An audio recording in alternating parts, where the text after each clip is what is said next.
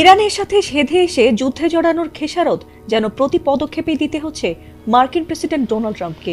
Israel সৌদির উস্কানিতে ইরানকে দুর্বল ভেবে দখল করতে আসার পর থেকে ইরানের পাল্টা প্রতিশোধে একে একে মিসাইল বৃষ্টিতে কাবু হয়ে গেছে ট্রাম্প ও নেতানিয়াহু বাহিনী। ইরানের শক্তিশালী ক্ষেপণাস্ত্র হামলায় মধ্যপ্রাচ্যে থাকা প্রায় সব বড় বড় মার্কিন ঘাঁটি গুড়িয়ে দিয়েছে তারা। এমনকি ট্রাম্পের সাথে বন্ধুত্ব করে ইরানে হামলা উস্কে দেয় সৌদির সবচেয়ে বড় তেল শোধনাগারে হামলা করে বসে তারা। সম্প্রতি ইসরায়েলের তেল শোধনাগারেও ক্লাস্টার ক্ষেপণাস্ত্র ছুড়ে ধ্বংস করেছে ইরান। এছাড়াও যুক্তরাষ্ট্রের সবচেয়ে বড় রণতরী ইউএসএস জেরাল্ড আর ফোর্ড যখন ইরানের হামলায় দাউ দাউ করে জ্বলছিল, তখন এক সপ্তাহ চেষ্টা করেও সেই আগুন নেভাতে পারেনি তারা। এমনকি পাকিস্তানও নাকি নিজেদের দেশ থেকে আন্তঃমহাদেশীয় ব্যালিস্টিক ক্ষেপণাস্ত্র ছোড়ার পরিকল্পনা করছে যুক্তরাষ্ট্রের গোয়েন্দাদের। এমন তথ্যে রীতিমতো ঘুম হারাম হয়ে গেছে মার্কিন প্রেসিডেন্ট ডোনাল্ড ট্রাম্পের।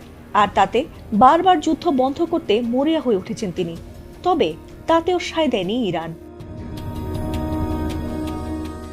একের পর এক শক্তিশালী ইরানের মিসাইলে যখন তছনছ হয়ে গেছে শত্রু দেশগুলোর তেল শোধনাগার, গ্যাস ক্ষেত্র, ঠিক তখনই এক ভয়াবহ দুঃসংবাদ পেলেন মার্কিন প্রেসিডেন্ট ডোনাল্ড ট্রাম্প। এবার সরাসরি যুক্তরাষ্ট্রের অন্যতম বড় তেল শোধনাগারে ভয়াবহ বিস্ফোরণের ঘটনা ঘটেছে। আর সেই বিস্ফোরণের মাত্রা এতটাই ভয়াবহ আর বিশাল যে দ্রুত সেই এলাকা খালি করে বাসিন্দাদের সরিয়ে নিরাপদ আশ্রয় নিয়েছে নগর কর্তৃপক্ষ।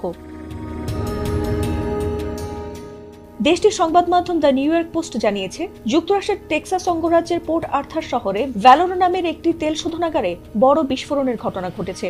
এছাড়াও বিভিন্ন সংবাদ মাধ্যমে প্রকাশিত ভিডিও ফুটেজে শোধনাগারটিতে দাউ দাউ করে আগুন জ্বলতে এবং আকাশ ঘন কালো ধোঁয়ায় ঢেকে যেতে দেখা গেছে। স্থানীয় বাসিন্দারা বলছেন, বিস্ফোরণের সময় প্রচন্ড শব্দ হয়েছিল এবং তার ধাক্কায় তাদের বাড়িঘর এবং যানবাহন কেঁপে উঠেছিল। এমনকি সেই তীব্রতায় অনেক বাড়ির জানালার কাঁচও ভেঙে গেছে। যদিও এই বিস্ফোরণে এখনো হতাহত হয়েছে কিনা তা জানায়নি কর্তৃপক্ষ। এমনকি এ ঘটনাকেও রণতরীর আগুনের মতো হামলা না বলে দুর্ঘটনা বলেই দাবি করেছে যুক্তরাষ্ট্র।